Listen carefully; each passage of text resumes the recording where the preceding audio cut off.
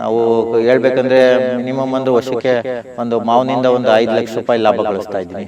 ಶುಂಠಿ ಅಂದರೆ ಒಂದು 2-2.5 ಲಕ್ಷ ಶುಂಠಿಯಿಂದ, ಪಪ್ಪಾಯಿಂದ ಒಂದು 2 ಲಕ್ಷ, ಒಟ್ಟಿಗೆ ಸರಾಸರಿ ಅಂದ್ರೂ ಒಂದು 15-20 ಲಕ್ಷ ನನಗೆ ಒಟ್ಟು ಬಂದರೆ ಸರಾಸರಿ ಖರ್ಚು ಒಂದು 10 ಲಕ್ಷ ಹೋದ್ರೂ 10 ಲಕ್ಷ ವರ್ಷಕ್ಕೆ ಬರ್ತದೆ. ರಮೇಶ್ ಅಂಚೆಪಾಳ್ಯ, ಕುದೂರು ಹೋಬಳಿ, ಮಾಗಡಿ ತಾಲೂಕು, ರಾಮನಗರ ಜಿಲ್ಲೆ. ನಮ್ಮದು ಕೃಷಿ ಕುಟುಂಬದಿಂದ ಹುಟ್ಟಿರೋದು ನಾನು. ನಾವು 3 ಜನ ಅಣ್ಣ ತಮ್ಮಂದಿರು. ನಮ್ಮದು ಜಾಯಿಂಟ್ ಫ್ಯಾಮಿಲಿ. ನಮ್ಮದು ಒಟ್ಟು 20 ಎಕರೆ ಕೃಷಿ ಜಮೀನಿದೆ. ಆ ಜಮೀನಿನಲ್ಲಿ ನಾವು ಸಮಗ್ರ ಕೃಷಿ ಬೇಸಾಯ ಅಳವಡಿಸ್ಕೊಂಡಿದ್ದೀವಿ. ನಾನು 20 ವರ್ಷದಿಂದ ಬೆಂಗಳೂರಿಗೆ ವಿದ್ಯಾಭ್ಯಾಸಕ್ಕೆ ಹೋಗಿ BSc ವ್ಯಾಸಂಗ ಮುಗಿಸಿ ಉದ್ಯೋಗಕ್ಕೆ ಪ್ರಯತ್ನಪಟ್ಟು ಉದ್ಯೋಗ ಸಿಗಲಿಲ್ಲ. ಅದು ಮುಗಿಸಿದ ನಂತರ ಸ್ವಲ್ಪ ದಿನ ಉದ್ಯೋಗ 1-2 ವರ್ಷ ಖಾಸಗಿ ಉದ್ಯೋಗ ಮಾಡಿ, ಅದಾದ ನಂತರ ನಾನು ವ್ಯವಸಾಯ, ನಮ್ಮ ತಂದೆ ತೀರ್ಕೊಂಡ ನಂತರ ನಾನು ಈ ಫುಲ್ಲು ನಮ್ಮದು ಏನು ಜಮೀನಿದೆ 20 ಎಕರೆ, ಅದನ್ನು ಒಳ್ಳೆಯ ಒಂದು ಉನ್ನತ ಮಟ್ಟಕ್ಕೆ ತರಬೇಕು. ಇದು ತುಂಬ ಗಿಡ ಮರ ನೀಲಗಿರಿ ಈ ಥರ ತುಂಬ ಗುಟ್ಟೆ ಪ್ರದೇಶ ಆಗಿತ್ತು. ಇದನ್ನು ಇವತ್ತು ಒಂದು ಯಾವ ಥರ ತಂದಿದ್ದೀನಿ ಅನ್ನೋದು ನೀವು ನೋಡಿದ್ರೆ ಗೊತ್ತಾಗುತ್ತೆ. ಸಮಗ್ರ ಕೃಷಿ ಮಾಡಬೇಕು. ತುಂಬ ಕಡೆ ನೋಡಿ, ತುಂಬ ಕಡೆ ವಾಹಿನಿಲಿ ಇದೆಲ್ಲ ಕಡೆ ನೋಡಿ ತಿಳ್ಕೊಂಡು ಸಮಗ್ರ ಕೃಷಿ ಬೇಸಾಯ ಪದ್ಧತಿ ಅಳವಡಿಸ್ಕೊಂಡ್ರೆ ರೈತರಿಗೆ ಹೆಚ್ಚು ಲಾಭದಾಯಕ ಆಗುತ್ತೆ ಅಂತ ಸಮಗ್ರ ಕೃಷಿ ಬೇಸಾಯ ಮಾಡಿದ್ದೀನಿ. 1,000 ಮಾವು, 300 ಸಪೋಟೊ, ಒಂದು 400 ತೆಂಗು, ಸೀಬೆ, ನಿಂಬೆ, ಕಿತ್ತಲೆ, ಬಟರ್ ಫ್ರೂಟ್ ಪ್ರತಿಯೊಂದು ಗಿಡನೂ ನಮ್ಮ ತೋಟದಾಗೆ ಹಾಕಿದ್ದೀನಿ. ಅದರ ಜೊತೆಗೆ ಸಮಗ್ರ ಕೃಷಿ ಬೇಸಾಯ ಪದ್ಧತಿಯಲ್ಲಿ ಹೆಚ್ಚು ಬೆಳೆದರೆ ರೈತರಿಗೆ ಹೆಚ್ಚು ಲಾಭದಾಯಕ. ಸಮಗ್ರ ಕೃಷಿ ಅಂದರೆ ಏನು ಮಾಡಬೇಕು ಅಂದರೆ ರೈತರು ಇವಾಗ ಮಾವು ಇರ್ತದೆ, ಮಾವು ಮಧ್ಯೆ ಸಪೋಟ ಹಾಕಿದ್ದೀವಿ.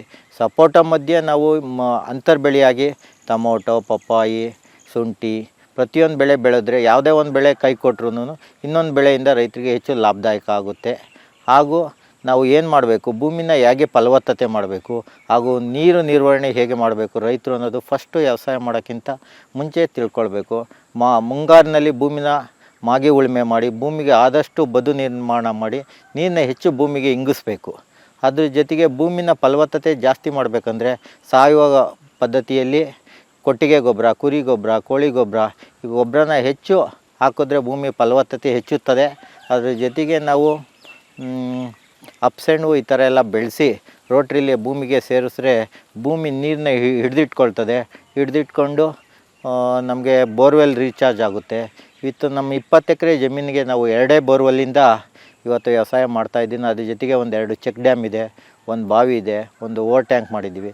ಇದ್ರ ಮುಖಾಂತರ ನೀರನ್ನ ವೇಸ್ಟ್ ಮಾಡ್ದಂಗೆ ಪ್ರತಿಯೊಬ್ಬ ರೈತರು ನೀರನ್ನ ವೇಸ್ಟ್ ಮಾಡ್ದಂಗೆ ಸ್ಪ್ರಿಂಕ್ಲರು, ಡ್ರಿಪ್ಪು ಈ ಮುಖಾಂತರ ಬೆಳೆದ್ರೆ ಹೆಚ್ಚು ಲಾಭದಾಯಕ ಆಗುತ್ತೆ. ವ್ಯವಸಾಯ ಮಾಡಬೇಕಂದ್ರೆ ಪ್ರತಿಯೊಬ್ಬರು ರೈತರು ನಾವು ತಾಂತ್ರಿಕತೆ ಹಾಗೂ ವಿಜ್ಞಾನ ಅಳವಡಿಸ್ಕೊಳ್ಬೇಕು. ವಿಜ್ಞಾನ ಅಂದರೆ ಇವಾಗ ನಮ್ಮ KVK ಹಾಗೂ ಕೃಷಿ ಇಲಾಖೆ ಇರ್ಬೋದು, ತೋಟಗಾರಿಕೆ ಇಲಾಖೆ ಇರ್ಬೋದು, GKVK, IHR ಈ ಥರ ವಿಜ್ಞಾನಿಗಳ ಸಲಹೆ ಪಡೆದು ಹೆಚ್ಚು ಬೆಳೆ ಬೆಳೆದ್ರೆ ಲಾಭದಾಯಕ ಆಗುತ್ತೆ. ಹಾಗೂ ಮಾರ್ಕೆಟಿಂಗ್ ನೋಡ್ಕೊಂಡು ನಾವು ಬೆಳಿಬೇಕು. ಸುಮ್ಮನೆ ಬೆಳೆದ್ಬಿಟ್ಟು ಎಲ್ಲ ರೈತರು ಇವಾಗ ಟೊಮೊಟೊ ಬೆಳೆಯೋದು ಅದು 5 ರೂಪಾಯಿ ಕೆಜಿ ಆದಾಗ ಲಾಸ್ ಆಯಿತು ಅನ್ನೋಕ್ಕಿಂತ ಮುಂಚೆ ನಾವು ಮಾರ್ಕೆಟಿಂಗ್ ನೋಡಿ ಯಾವ್ದು ಬೆಳಿಬೇಕು ಅನ್ನೋದು ವಿಜ್ಞಾನಿಗಳ ಮಾಹಿತಿ ಹಾಗೂ ಸಲಹೆ ಪಡೆದು ಬೆಳೆದ್ರೆ ಭಾಳ ಉತ್ತಮ ಆಗುತ್ತೆ. ತಿರ್ಗಾ ವ್ಯವಸಾಯ ಮಾಡಬೇಕಂದ್ರೆ ಮುಂಚಿತವಾಗಿ ಭೂಮಿನ ನಾವು ಯಾವಾಗ್ಲೂ ಹೆಚ್ಚು ಫಲವತ್ತತೆಯಿಂದ ಇಟ್ಕೊಳ್ಬೇಕು. ಹಾಗೂ ಬದು ನಿರ್ಮಾಣ ಇವೆಲ್ಲ ಮಾಡ್ತಾ ಬಂದರೆ ವರ್ಷಕ್ಕೆ ಅದು ನೀರನ್ನ ಚೆನ್ನಾಗಿ ಹಿಡಿದಿಟ್ಕೊಂಡಿರ್ತದೆ. ಅದಕ್ಕೆ ಕೆಮಿಕಲ್ ಫರ್ಟಿಲೈಸರ್ ಆದಷ್ಟು ಕಮ್ಮಿ ಮಾಡಿ ನಾವು ವರ್ಷಕ್ಕೆ ಮಿನಿಮಮ್ ಅಂದರೂ ನಾನು ಒಂದು 100 ಟ್ಯಾಕ್ಟ್ರಿ ಕೊಟ್ಟಿಗೆ ಗೊಬ್ಬರನ ಯೂಸ್ ಮಾಡ್ತೀನಿ. ಅದ್ರ ಜೊತೆಗೆ ಒಂದು 65% ಆರ್ಗ್ಯಾನಿಕ್ಕಾಗಿ ಬೆಳಿತೀನಿ. ಇನ್ನೊಂದು 30-35% ಕೆಮಿಕಲ್ ಫರ್ಟಿಲೈಸರ್ ಯೂಸ್ ಮಾಡ್ತಾಯಿದ್ದೀನಿ. ಮಾವು 1,000 ಮಾವಿದೆ.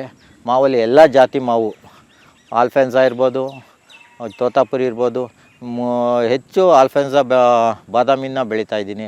ಅದ್ರ ಜೊತೆಗೆ ನಾವು ಹೇಳ್ಬೇಕಂದ್ರೆ ಮಿನಿಮಮ್ ಅಂದರೆ ವರ್ಷಕ್ಕೆ ಒಂದು ಮಾವಿನಿಂದ ಒಂದು 5 ಲಕ್ಷ ರೂಪಾಯಿ ಲಾಭ ಗಳಿಸ್ತಾಯಿದ್ದೀನಿ. ಶುಂಠಿ ಅಂದರೆ ಒಂದು 2-2.5 ಲಕ್ಷ ಶುಂಠಿಯಿಂದ, ಪಪ್ಪಾಯಿಂದ ಒಂದು 2 ಲಕ್ಷ, ಒಟ್ಟಿಗೆ ಸರಾಸರಿ ಅಂದ್ರೂ ಒಂದು 15-20 ಲಕ್ಷ ನನಗೆ ಒಟ್ಟು ಬಂದರೆ ಸರಾಸರಿ ಖರ್ಚು ಒಂದು 10 ಲಕ್ಷ ಹೋದ್ರೂ 10 ಲಕ್ಷ ವರ್ಷಕ್ಕೆ ಬರ್ತದೆ. ರೈತರು ಈ ಥರ ಸಮಗ್ರ ಕೃಷಿ ಒಂದೇ ಬೆಳೆ ಬೆಳೆಯೋಕ್ಕಿಂತ ಸಮಗ್ರ ಕೃಷಿ ಬಗ್ಗೆ ಇವತ್ತು ಸರ್ಕಾರ ಹೆಚ್ಚು ಒತ್ತು ಕೊಟ್ಟಿದೆ. ಅದನ್ನು ಸದುಪಯೋಗ ಪಡಿಸ್ಕೊಂಡು ಸಮಗ್ರ ಕೃಷಿ ಬಗ್ಗೆ ಹೆಚ್ಚು ಒತ್ತು ಕೊಟ್ಟರೆ ರೈತರಿಗೆ ಹೆಚ್ಚು ಲಾಭದಾಯಕ ಆಗುತ್ತೆ ಅಂತ ಹೇಳೋಕ್ಕೆ ಈ ಸಮಯದಲ್ಲಿ ಇಷ್ಟಪಡ್ತೀನಿ. ಹಾಗೂ ಒಂದೇ ಬೆಳೆ, ಇವಾಗ ಯಾವುದೋ ಒಂದು ಟೊಮೊಟೊ ಬೆಳೆಯೋದು, ಒಂದು ಹುಳ್ಳಿಕಾಯಿ ಬೆಳೆಯೋದು, ಒಂದು ಟೊಮೊಟೊ ರೇಟ್ ಆಗೋಯ್ತಂದರೆ ಎಲ್ಲ ರೈತರು ಟೊಮೊಟೊ ಹಾಕೋಕ್ಕಿಂತ ಮುಂಚೆ ಯಾವುದು ಮಾರ್ಕೆಟಿಂಗ್ ಯಾವ್ದು ಬಿದ್ದಿದೆ, ನಾವು ಯಾವ್ದು ಬೆಳಿಬೇಕು ಅನ್ನೋದು ಹೆಚ್ಚು ಸಲಹೆ, ವಿಜ್ಞಾನಿಗಳ ಸಲಹೆ ಪಡ್ಕೊಂಡು ಬೆಳೆದ್ರೆ ತುಂಬ ಆಶಾದಾಯಕ. ಹಾಗೂ ರೋಗದ ಬಗ್ಗೆಯೂ ಅಷ್ಟೇ ರೈತರು ಹೆಚ್ಚು ತಿಳ್ಕೊಳ್ಬೇಕು.